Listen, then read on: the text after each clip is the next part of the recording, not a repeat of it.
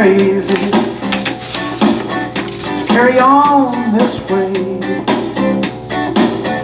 Calling you up in the middle of the night, but I got something that I just can't wait to say. I got two good reasons I've been thinking of. Two good reasons why we should be in love. Come on, baby, it's so plain to see. I got two good reasons that you and me, yeah.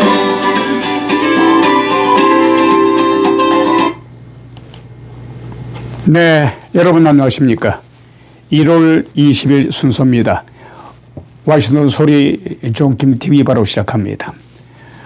워싱턴 소리 TV는 시사 프로그램으로서 잘못된 길을 바로잡기 위한 여러분들 위한 방송입니다. 그날그날의 핫한 이슈만을 선택을 해서 심층 분석해보는 시사 프로입니다. 많은 애청 부탁드립니다. 1월 20일 오늘의 기온을 살펴보게 되면 현재 기온이 15도로서 대단히 춥습니다. 낮 최고는 31도, 내일 수요일은 아침 제조 34도, 낮 최고 40도로서 약간 불리겠습니다만은 24일 금요일과 토요일부터는 다시 강추위가 예상된다고 합니다. 약간의 눈 소식도 있습니다만은 이번 주말에 워싱턴 일원에 올 들어와서 가장 강력한 북굴발 한파가 몰려올 것으로 예상이 된다고 합니다. 여러분들 건강에 각별히 유의하셔야 되겠습니다.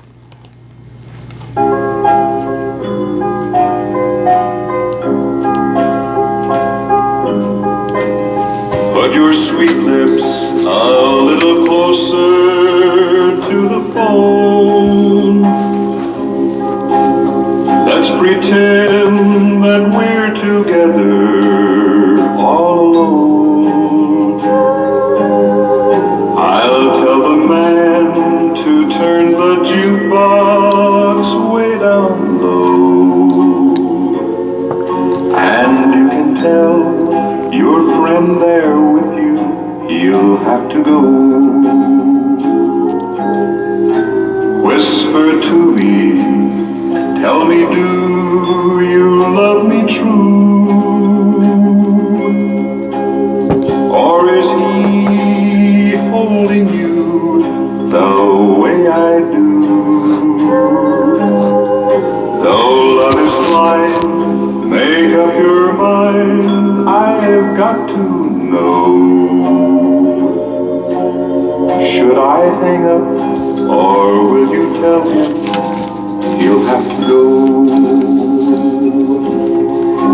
You can't say the words I want to hear while you're with another man. Do you want me answer yes or no? Darling, I will understand. Put your sweet lips a little closer to the phone.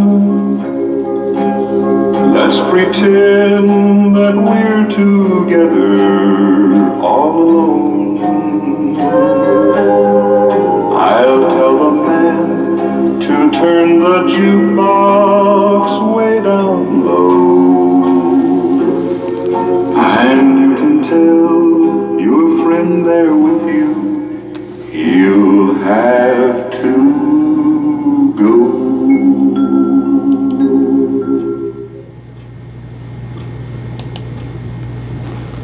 네, He'll Have to Go. 지난 1959년 발표한 전설적인 칸트리 팝송을 준비를 한번 해봤습니다만은 방금 들으셨습니다만은 아주 부드러운 중저음의 목소리죠. 전 세계적인 사랑을 받았으며 이른바 내슈빌 사운드를 정립한 곳으로 평가받기도 했습니다. 특히 이 곡은 작곡가인 조 앨리스 그리고 오드리 앨리슨 부부가 서로 이제 전화 통화를 하다가 잘 목소리가 들리지 않았던 모양이에요. 그래서 거기서 어떠한 그 영감을 얻어서 쓴 곡이 He'll Have to Go. 근데 이 곡은 특히 지난 1960년도에 빌보드 칸츄리 음악 차트인 순위에서 14주 연속 1위를 기록을 했죠. 한편 이 곡을 부른 짐 리브스의 벨빗 보이스라고도 합니다만은 아주 감미로운 바리톤 음색이 많은 이들의 심금을 울려주기도 했습니다. 근데 이 He'll Have to Go는 이 당시에 아주 그 칸츄리 음악이 대단히 많이 나왔었습니다만은 좀 거칠었죠. 이 거칠어졌던 그 칸츄리 음악을 대중적인 팝 스타일로 변모시킨 이 상징적인 노래이기도 합니다. 짐 리브스의 He'll Have to Go를 전해드렸습니다. 아주 중저음의 매력적인 매혹의 음성으로 함께 해봤습니다만은, 자, 이런 가운데요, 이제 시사 프로그램으로 본격적으로 들어가겠습니다. 요즘에 트럼프 대통령이 어제도 참 소식을 전해드렸습니다만은, 이 미국 국내의 인플레이션으로 인해서 장바구니에 아주 그 부담을 준다고 해서 많은 미국인들이 트럼프 대통령에 대해서 그 불만을 갖고 있다고 합니다만은, 국내 정치에 신경을 써라. 왜 쓰잘데없이 외국에다 그렇게 관심을 둬서 미국 경제는 나락으로 떨어지고 있는데 유럽들과의 마찰을 겪으면서까지 왜 그렇게 베네수엘라 마두로 대통령을 체포해서 여기까지 데려와서 감옥에 쳐 넣었으면 됐지. 뭐가 또 욕심이 내서 덴마크형의 그린란드 섬을 눈독을 들이느냐. 이처럼 미국인들의 언성 그리고 유럽인들의 언성도 많이 지금 갖고 있어요. 험에도 불구하고 도널드 트럼프 미 대통령이 지난 2019년 덴마크령 그린란드를 사고 싶다고 했을 때만 하더라도 라르겐 라스무센 전 덴마크 총리가 보인 반응은 그저 농담인 줄 알았다고 그랬다는 거예요. 트럼프 대통령의 말이 지난 2019년 얘기예요. 그때가 마침 4월 1일이었기 때문에 만우절 농담 아니야. 뭐 이런 정도로 해프닝으로 생각했습니다만은 메테 프레데리 당시 덴마크 총리도 참 터무니가 없다면서 그린란드는 어떠한 부동산 같이 판매용이 아니야 라고 잘라 말했죠. 덴마크의 국민당의 중진 정치인인 에스페레스는 그가 정말로 이 생각을 했다면은 트럼프 대통령은 정말 크레이지다, 크레이지드 보이라고 얘기했어요. 남의 나라의 주권 국가 영토를 그것도 부동산처럼 사겠다는 트럼프 대통령의 발생 자체가 대단히 황당했다는 거죠. 그런데 이 허풍처럼 보이던 얘기를 트럼프 대통령이 실제 행동으로 현재 옮기려 하고 있습니다. 트럼프 대통령은 지난 19일 미국의 그린란드 매입에 협조하지 않는 유럽의 국가들에게 최대 25 그리고 100% 관세를 부과하겠다고 밝혔습니다. 말하자면 트럼프 대통령은 그린란드를 사기 위해서 유럽의 동맹국에 대해서 관세로 압박을 가하겠다는 뜻입니다. 그러면 트럼프 대통령이 왜 이렇게까지 그린란드에 집착하는지 그 이유를 잠깐 살펴보게 되면은 그린란드는 세계에서 가장 큰 섬이죠. 얼음 덩어리로 된 섬입니다. 지리적으로는 미국에도 가까워요. 북미 대륙에 속합니다마는 정치나 문화적으로는 유럽과도 가깝습니다. 그린란드는 덴마크의 식민지를 거쳐서 지금은 덴마크 왕국 안의 자치국가입니다. 이 그린란드 섬 전체의 80%가 얼음으로 덮여 있을 만큼 환경은 아주 척박합니다. 그래서 세계에서 인구 밀도가 가장 낮은 지역 중에 하나이기도 합니다만 이 그린란드에 거주하는 주민은 약 5만 7천 명.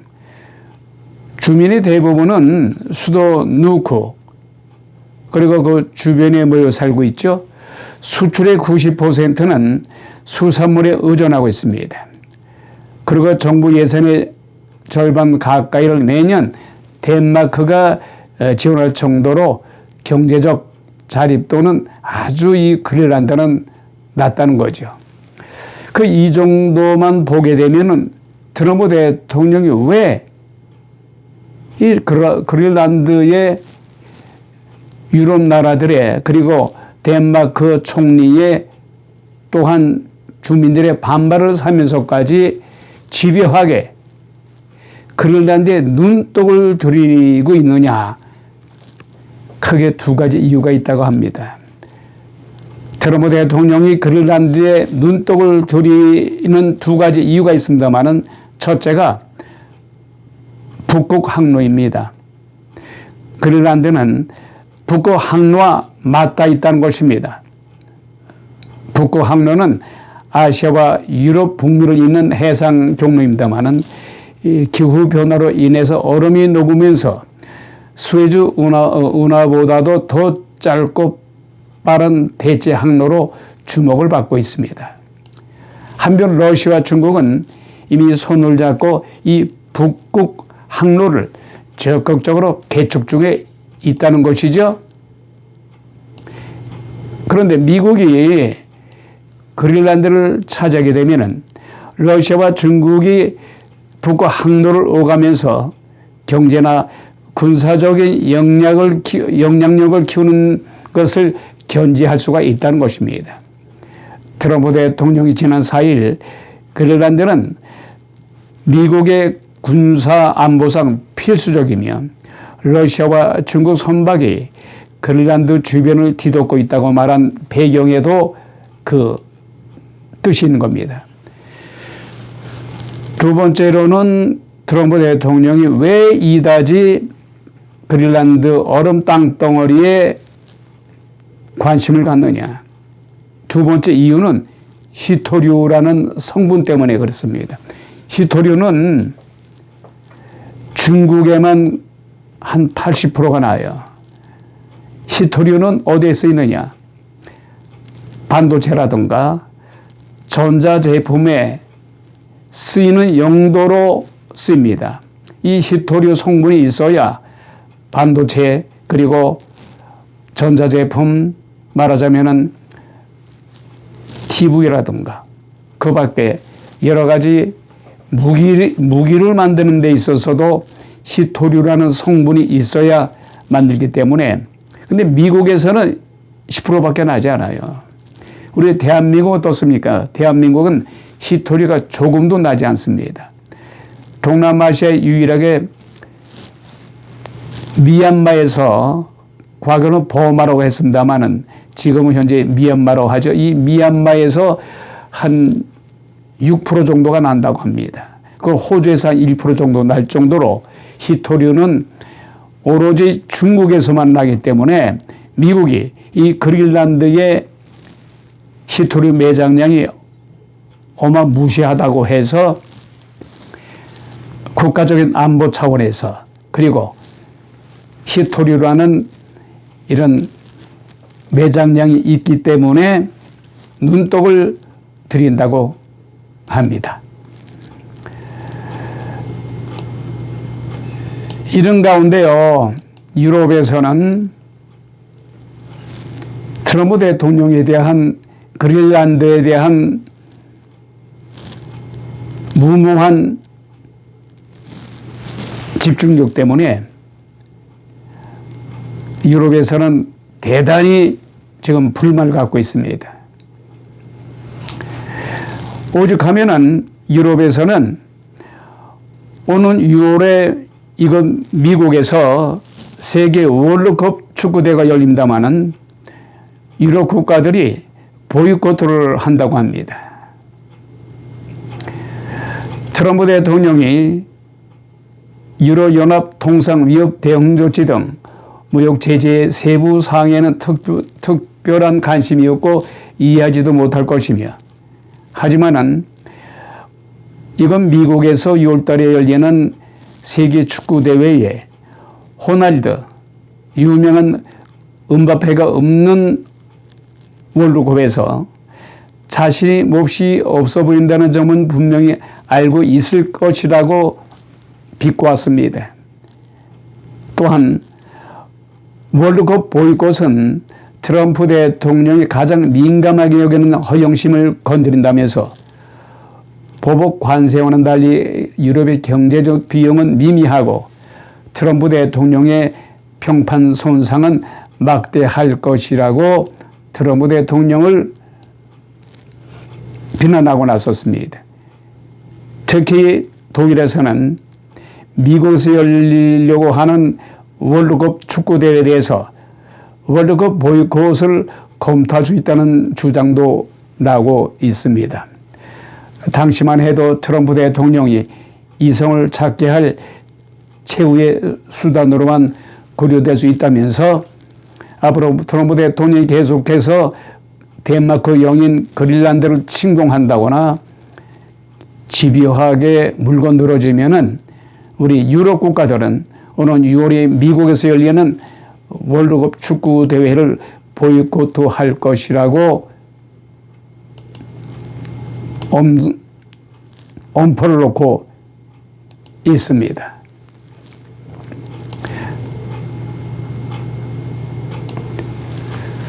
그런데 트럼프 대통령이 계속해서 유럽 국가들의 볼멘 소리를 매일 들으면서도 불구하고 왜 저런 그린란드에 포기하지 않는가? 트럼프 미 대통령이 노르웨이 총리에게 지난해 자신에게 노벨 평화상을 주지 않은 것을 두고서 불만을 표출하면서 이 때문에 그 불만 때문에 그린란드 병합을 추진한다는 취재 서한을 보내서 논란이 일고 있습니다. 그러니까 트럼프 대통령이 아마 이스라엘의 하마스 이스라엘의 전쟁을 중지하기도 했고 또 우크라이나 러시아 전쟁을 중지하기 위해서 부단히 노력을 했습니다마는 뭐 성과는 좀 미비하죠. 험에도 불구하고 평화를 위해서 내가 이처럼 노력을 했는데 내가 노벨 평화상을 그처럼 원했지만은 어쩌면 노벨 평화상을 주지 않느냐. 근데 노벨 평화상은 노르웨이가 주는 것이 아니고 그 노르웨이에 있는 평화위원회에서 주는 거 아니겠어요? 엉뚱한 노르웨이 총리를 그냥 자꾸 늘어집니다. 이처럼 트럼프 대통령은 요나스 가르 노르웨이 총리에게 보낸 편지에서 내가 8개 이상의 전쟁을 중단시켰음에도 불구하고 노르웨이 정부는 나에게 노벨 평화상을 주지 않기로 결정했다는 점에서 나는 더 이상 순수하게 평화만을 생각해야 된다는 의무를 느끼지 않는 내용의 서신을 했다는 것입니다. 아마도 트럼프 대통령이 노벨 평화상에 대해서 엄청나게 기대를 했었던 것 같습니다만은 이렇게 노르웨이 총리에게 노벨 평화상을 자신에게 주지 않았던 것에 대해서 항의의 문서를 보냈다는 겁니다. 이처럼 덴마크령 그린란드 병합 계획을 공식화한 도널드 미 대통령이 급기야 이에 맞서는 나토 동맹국들을 상대로 관세 카드를 빼들었습니다. 미국이 그린란드 병합에 반대하면서 병력을 파견한 유럽 8개 국가에 대해서 관세를 25%까지 부과하겠다고 엄포를 놓은 것입니다. 트럼프 대통령이 지난 17일 그린란드 파병 8개국을 거론하면서 관세 부과를 방침을 밝히자 유럽은 대거 반발하고 나섰습니다. 마크로 프랑스 대통령, 관세 위협을 절대로 용납할 수 없다. 또 스타머 영국 총리도 용납할 수 없다. 트럼프 대통령. 동맹국에 대해서 25%의 관세를 부과를 해? 있을 수 없어. 용납할 수 없는 일이야.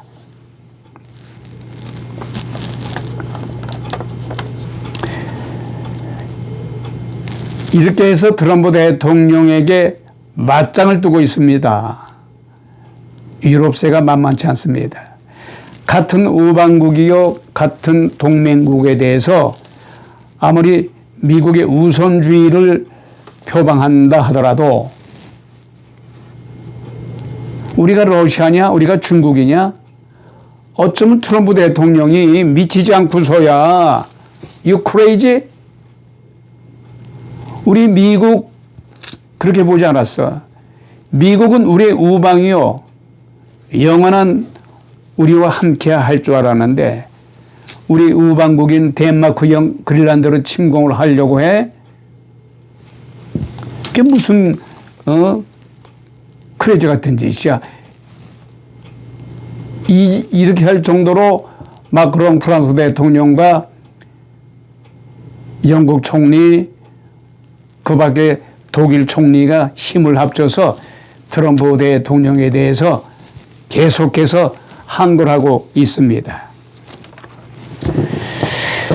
자, 그린란드에 대한 트럼프 대통령의 위험한 집착에 대해서 네빗 이그나티우스의 칼럼을 이렇게 실었습니다. 도널드 트럼프 대통령이 국가안보를 이유로 해서 그린란드에서 미국의 역할 확대를 원하는 것은 결코 망상이 아니다.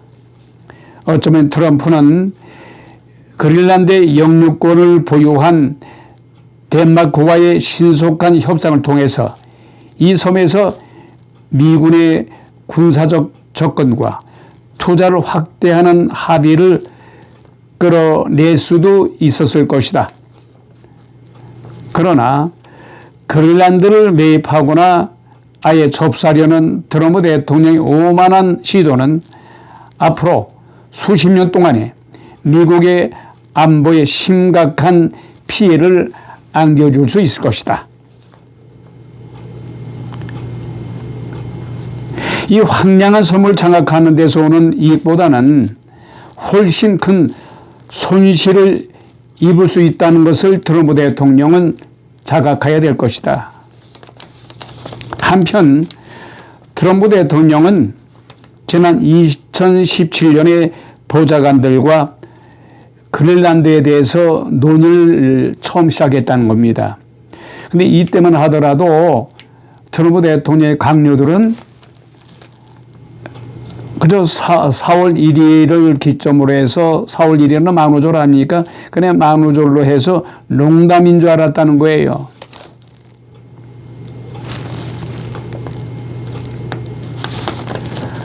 그런데 제2기 행정부 들어와서 트럼프 대통령의 실질적으로 덴마크에 대해서 그린란드형을 눈독 들이기 시작하면서 구체적으로 작전 계획을 세웠다는 겁니다.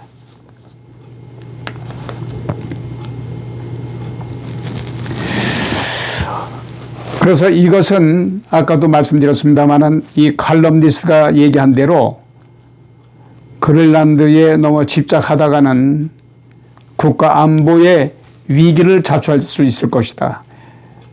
유럽 8개국이 즉 북대서양 조약기구 나토 회원국들이 등을 돌리면 어떻게 할 것이냐. 또 러시아와 중국, 북한이 3개국 동맹을 맺고 있는 현 시점에서 트럼프 대통령은 유럽 8개국을 도외시해서는 아니 될 것이다.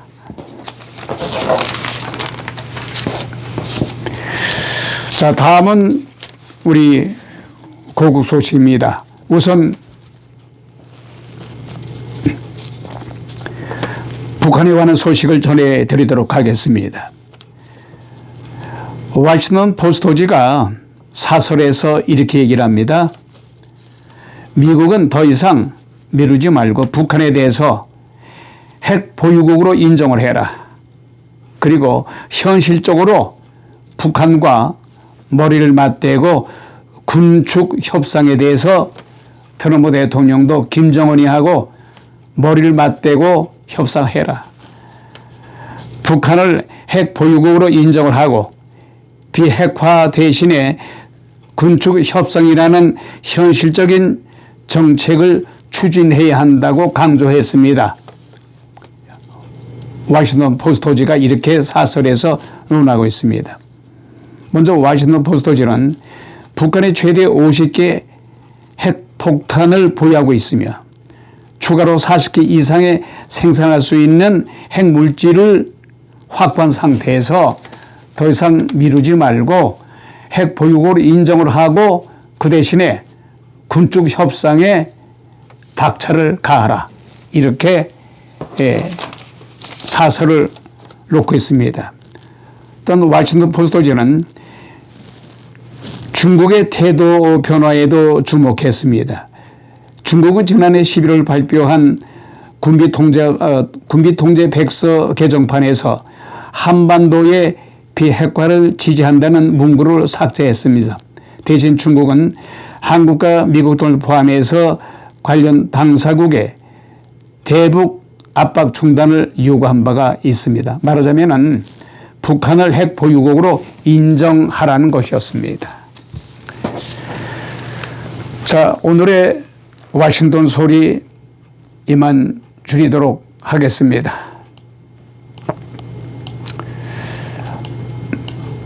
(20일) 순서 마칩니다.